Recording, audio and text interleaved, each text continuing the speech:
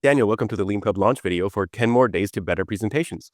I was wondering if you Thank could you take a again, moment Len. to talk. Yeah, no, it was great to see you again. I was wondering if you could take a moment to talk to us a little bit about yourself and about your book and what it's about and who it's for. Fantastic.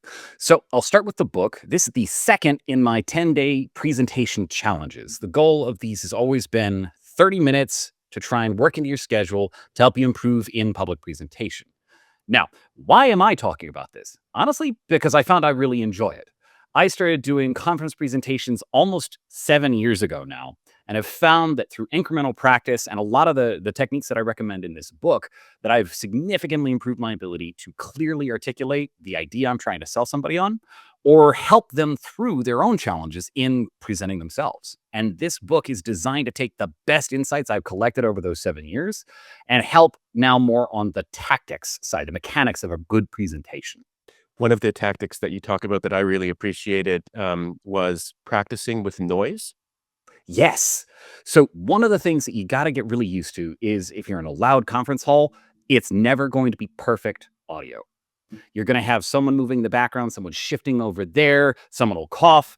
Being comfortable in that environment where it's not always going to be just you talking, being able to deal with people shouting questions in the middle of the presentation and just practicing through it helps you strengthen and stabilize your delivery in a way that comes across as being very confident, as being very competent in the content you're presenting, and gives you the practice to stably change how you address the conversation, dealing with what we usually call a sniper from the back when they have that odd question in the middle of you trying to make a point.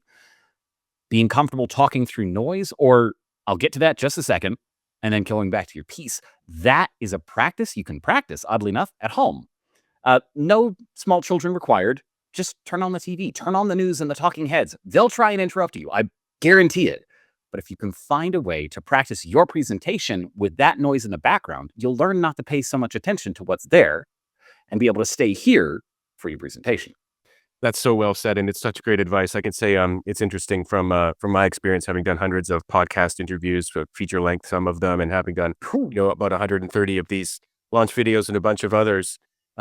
One of the things that people expect from a professional presenter is that equanimity, that you as the person on stage have the responsibility to stay composed and in control of yourself. There's nothing that the people watching, the people in the audience, it's a double standard. It is. Some of even the ones who are in control of themselves and polite, they expect there are going to be people who aren't in the audience, but not on stage. So and the book is full of other examples like this. And I just love the sort of 10 days approach to things that you've done in this book and your other books. The book is 10 More Days to Better Presentations. Thank you very much, Daniel, for being on this launch video with all of us. Thanks for the time and the chance, Lynn. I appreciate it.